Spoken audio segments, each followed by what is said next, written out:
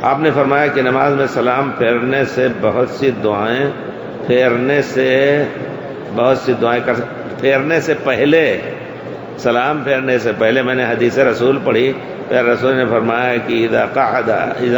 قعد احدکم فی التشہد، جب تشہد میں بیٹھے فلیقل التحیات، تحیات للہ والصلوات والطیبات پڑھ کے ولیصلی علی اللہم صلی علی محمد وعلی آل محمد کما صلیت ابراہیم،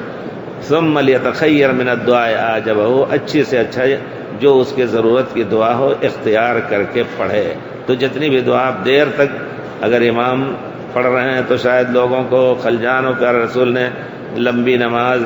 جماعت کی کرنے سے منع کیا، لیکن تنہائی میں آپ اگر پڑھ رہے ہیں تو آدھا گھنٹہ بیٹھ کر کے سلام پھیرنے سے پہلے دعا کریں، کوئی حرج نہیں ہے۔ اگر عربی زبان نہ ہو تو اپنی زبان میں نہیں، عربی زبان کے کچھ دعائیں یاد کر لیجئے، اس کے معنی بھی سمجھ لیجئے، وہ انشاءاللہ وہی صحیح رہے گا۔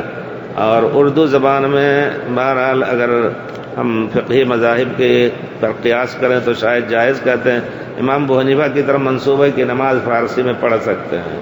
فارسی میں پوری نماز پڑھیں، آپ رکوع کا ترجمہ کریں،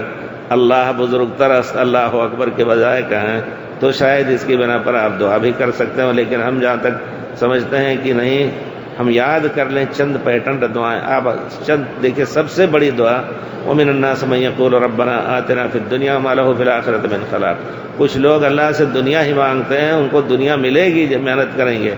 آخرت میں کچھ نہیں ہوگا۔ وَمِنَ النَّاسِ مَن يَقُولُ رَبَّنَا آتِنَا فِي الدُّنْيَا حَسَنَةً۔ کچھ لوگ ایسے ہیں جو کہتے ہیں اللہ تعالیٰ دنیا کی بھلائی دے، وفی الآخرۃ حسنہ، اور آخرت کی بھلائی دے، وقنا عذاب النار، جہنم کے عذاب سے بچا۔ اب دنیا کی بھلائی، آخرت کی بھلائی، اس سے جامع لفظ کیا ہو سکتا ہے؟ اگر آپ کو کسی اپنے تجارت کے لیے ہے، دل میں رکھیں یہ بھلائی ہے، اسی طرح آپ کسی بچے کی شادی کرنا چاہتے ہیں، یہ سب ہے، لیکن عام ہاتھ اٹھا کر کے دعا میں آپ اردو میں یا کسی زبان میں کریں، نماز میں عربی رکھیں تو اچھا۔